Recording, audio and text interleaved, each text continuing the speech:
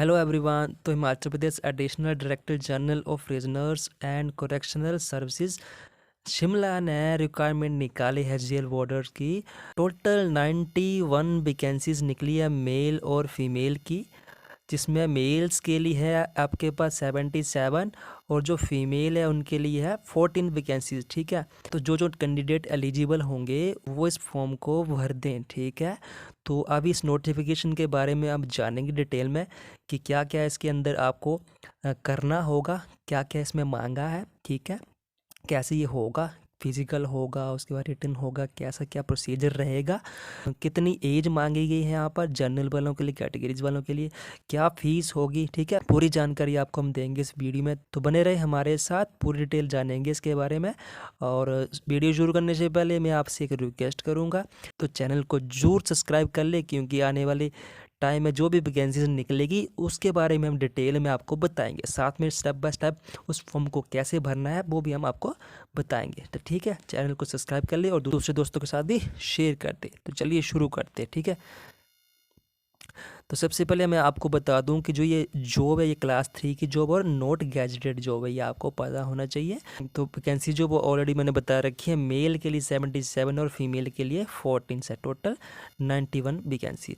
तो 23 नवंबर से है इसका फॉर्म भरना स्टार्ट हो गया है, और जो लास्ट डेट है वो है 22 दिसंबर। तो 22 दिसंबर तक आप इस पेपर को, इस एग्ज़ामिनेशन को भर सकते हो। और कैसे भरना है वो आपको मैं डिटेल में बताऊंगा। फिलहाल अभी इस नोटिफिकेशन को देख लेते हैं। तो अभी हम डिस्कस करेंगे कि किस डिस्ट्रिक्ट को कितनी वैकेंसीज मिली है। ठीक है, तो जो बिलासपुर है उसको टोटल 4 वैकेंसीज है, जिसमें जनरल की 1 वैकेंसीज है और अदर कैटेगरीज को आप देख सकते हो कि जो जनरल होमगार्ड है उसके लिए 1 है, और जो एससी के लिए वो 1 है, और 1 है ओबीसी जनरल के लिए आ गया। ठीक है, तो वैसे ही आप अदर उसमें भी देख सकते हो। अगर चंबा की बात करें तो चंबा में है 6, और हमीरपुर की बात करें हमीरपुर में है 5, कांगड़ा में सबसे ज़्यादा है 17, किन्नौर में 1, कुल्लू पे 5, लाहौल स्पीति को 1 भी वैकेंसी नहीं है, मंडी को है 11, और जो शिमला है उसको 9।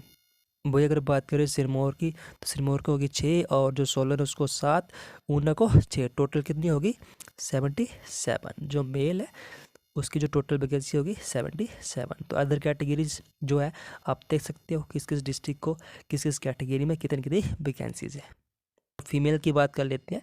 ठीक है, फीमेल की अगर बात करें तो फीमेल में बिलासपुर के लिए है 1 सीट, चंबा के लिए है 1, हमीरपुर के लिए 1, कांगड़ा के लिए 3, किन्नौर के लिए 1 भी नहीं है, कुल्लू के लिए 1 है, लाहौल स्पीति के लिए भी 1 भी नहीं है, और मंडी के लिए और शिमला के लिए 2-2 है, सिरमौर के लिए 1 है, और सोलन और ऊना के लिए भी 1-1 है। तो टोटल कितनी वैकेंसीज होगी 14 वैकेंसीज होगी। यहाँ पर भी आप अपनी कैटेगरी के हिसाब से अपनी वैकेंसीज देख सकते हो। ठीक है, तो यहाँ पर अगर पे स्केल की बात करें तो पे स्केल यहाँ पर आपको 12,120 मिलेगा, लेवल 3 होगा। ठीक है, तो यहाँ पर है सबमिशन ऑफ एप्लीकेशन। तो एप्लीकेशन जो है इस पर ऑनलाइन मोड है। ठीक है, तो कब से है 23 नवंबर से, और जो लास्ट डेट है वो है हमारे पास 22 दिसंबर का। ठीक है, तो 22 दिसंबर तक आपने इसको भर देना है।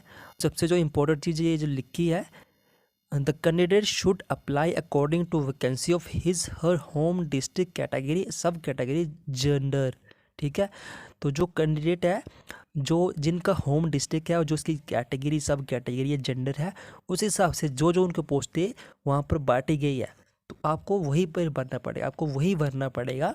आप दूसरा कुछ नहीं भर सकते। The post is not available, the application form will be rejected. ठीक है, अगर किसी डिस्ट्रिक्ट में एक भी पोस्ट नहीं है और आपने फिर भी अप्लाई किया है तो वो जो फॉर्म है वो रिजेक्ट हो जाएगा। ये फॉर्म वही भर सकता है जिसकी होम डिस्ट्रिक्ट में कोई वैकेंसी निकली हो, या जिसकी कैटेगरी में कोई वैकेंसी निकली है, किसकी जेंडर में कोई वैकेंसी निकली हो, तो वो फॉर्म वही भर सकता है। ऐसा नहीं है कि अदर डिस्ट्रिक्ट वाले भी दूसरी डिस्ट्रिक्ट में भर सकते हैं। ठीक है, तो साफ साफ इन्होंने लिख दिया यहाँ पर। साथ में जो इनकम्प्लीट और incorrect application should also be rejected. ठीक है, जिन्होंने इनकम्प्लीट कर रखा होगा फॉर्म या इनकरेक्ट होगा तो वो भी रिजेक्ट कर दी जाएगा। ठीक है, और लास्ट में है कि fee once submitted will not be refunded, ठीक है। एक बार अगर फ़ी सबमिट हो गई तो वो रिफ़ंड नहीं होगी, ये भी आपको याद रखना। तो काफ़ी इंपॉर्टेंट नोटिफिकेशन का ये पैरा है, तो आपने इसके ऊपर अच्छे से ध्यान से और एक बार से पढ़ लेना है। अगर हम फीस की बात करें तो 200 रुपया है जनरल वालों के लिए, और जो 50 रुपये हैं वो है अदर कैटेगरीज वालों के लिए, ठीक है। जो कैटेगरी वाले हैं उनके लिए 50 रुपया, और जो जनरल वाले उनके लिए 200 रुपीज़, ठीक है। तो ये था, और आपको इसको पेमेंट का जो ऑनलाइन मोड है वो बता दिएगा, credit card, debit card, UPI, net banking, ये आपके पास ऑप्शन है, ठीक है। सो नेक्स्ट देखते हैं मोड ऑफ रिक्वायरमेंट, ठीक है। मोड ऑफ रिक्वायरमेंट जो है वो जोन वाइज टोटल 3 जोन दिए, धर्मशाला, मंडी और शिमला। इन्हीं 3 जोन के अंडर ये वैकेंसीज को फिलअप किया जाएगा। यहाँ पर इनके क्या होंगे, फिजिकल होंगे। तो जो धर्मशाला जोन है उसमें डिस्ट्रिक्ट डिवाइड की गई है। जो धर्मशाला जोन में जो कांगड़ा के डिस्ट्रिक्ट के जो बंदे हैं, लोग हैं, कैंडिडेट है, वो भर सकते हैं, ऊना के भर सकते हैं, और चंबक, ये 3 डिस्ट्रिक्ट जो है वो धर्मशाला जोन के अंडर आएंगे, ठीक है।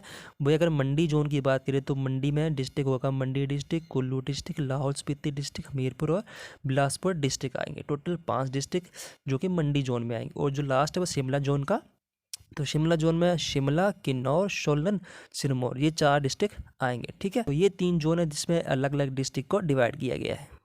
अगर हम एलिजिबिलिटी कंडीशन की बात करें तो यहाँ पर अगर हम मेल वार्डन की बात करें तो जिसमें जनरल कैटेगरी है उसकी जो एज लिमिट रखी गई है वो है 18 से 23 ईयर की, ठीक है। जहाँ पर SC और ST की है 18 से 25 ईयर की, और SC ST होम गार्ड की जो होगी वो 20 से 28 होगी। वहीं OBC की 18 से 25, और जो OBC जनरल है उनकी जो होम गार्ड है उनकी होगी 20 से 28, ठीक है। तो ये आपको देख लेना है आप कौन सी एज लिमिट में आती हो, ठीक है। क्वालिफिकेशन सबके लिए है +2, और जो हाइट है उसमें रिलैक्सेशन है SC ST वालों को, और जो चेस्ट और हाइट है उसमें रिलैक्सेशन है SC ST वालों को, ठीक है। जनरल और OBC वालों के लिए है आपके पास 5 फीट 6 इंचज़, और जो SC ST है और होम गार्ड है उनके लिए है 5 फीट 4 इंचज़, ठीक है। वहीं चेस्ट देख सकते हैं, चेस्ट है 31x32।